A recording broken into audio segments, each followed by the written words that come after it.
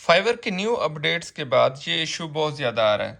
क्या कि आपको बार बार ये प्रेस एंड होल्ड करना पड़ रहा है और वेरिफिकेशन करना पड़ रही है, बट ये कैप्चा जो है ये सॉल्व नहीं हो रहा। कुछ लोगों के साथ तो ऐसा हो रहा है कि हर सेकंड के बाद दोबारा आ जाता है।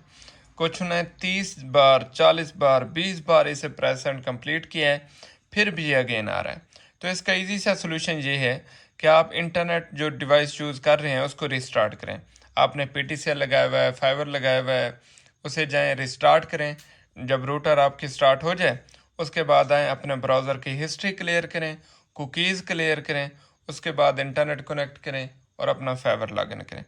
अगर फिर भी ये इशू आपका आ रहा है, फिर भी ये इशू अगर आप फेस कर रहे हैं, तो आप चैट जीपीटी पे जाएं, इसकी थोड़ी सी आप रिक्वेस्ट लिखवा लें, अपील लिखवा लें, और वो अपील फाइवर पे चले जाएं, सपोर्ट पे उनको सेंड कर दें, अपनी आईडी भी मेंशन कर दें, तो आपका अकाउंट जो है वो ब्लैक लिस्ट से रिमूव हो जाएगा और आप इजीली फाइवर यूज़ कर सकते हैं।